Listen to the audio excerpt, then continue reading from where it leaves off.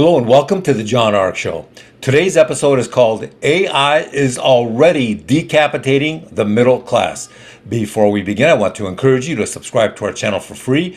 You can also like, comment, and follow us. We're going to have a lot of great celebrity interviews coming up, so make sure you click on that notification bell every time so you can be notified every time we upload a new episode. Also, we ask that you post a link to today's show on all your social media to help spread the word. Now, let's get started.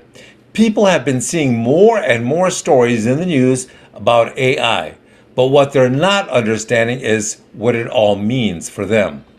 In the military, there is something called a decapitation strike. That's where you take out your enemy's leadership by hitting them hard and fast at the beginning of the conflict. Why would they do that? Well, because when you take out the enemy's leadership, it causes chaos and the absence of leadership. It causes all sorts of problems for them until their leadership is restored. Most importantly, it throws their plans into a temporary state of confusion and makes them even more vulnerable. The same thing is beginning in the world of AI already. Recently, a CEO announced that he has laid off 90% of his human employees because AI is already doing a better job working their call centers than their humans are. Now, that wasn't just a decapitation strike. That was a strike which took out almost all the human workers at that company, simply because it was more economic to have the AI do the actual work. But it's a very serious example of what's coming for humans in the very, very near future. If you look at the Hollywood strike, then something very interesting is happening there as well. In past Hollywood strikes, the rank and file would often take different positions. Some wanted the strike to go on, others didn't.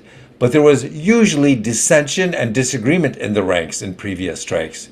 That's not happening this time. What's happening during this strike is a tremendous amount of solidarity. That's because everybody is in agreement about what the studios are really doing. And that is because they all realize that AI will soon decapitate their industry and take out most of the human laborers and actors and writers.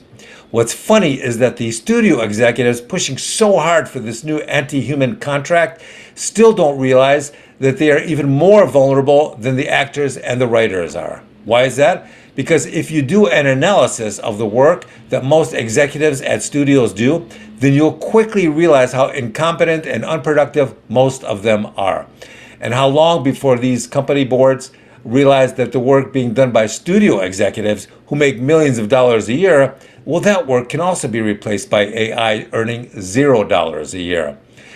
That decision is coming quickly.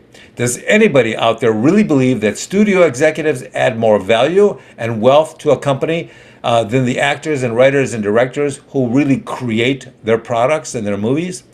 No, they don't. In fact, many executives make so many bad decisions that they cost the studios far more than the producers who make the occasional bad movie.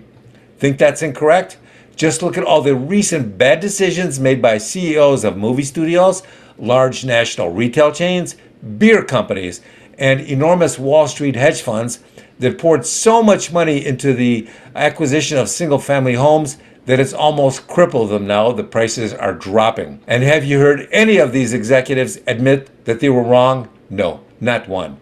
That's because the only thing worse than losing money is admitting that you are responsible for the loss of that money when it comes to being an executive. Admissions like that will cost you your job and maybe even your career. That's why CEOs and executives never admit to fault.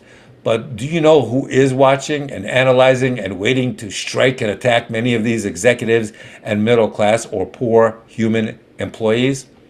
It's artificial intelligence.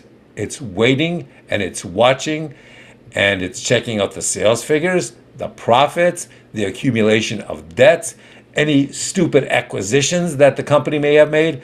It's watching how long company employees take to go to their bathroom breaks or their lunch breaks.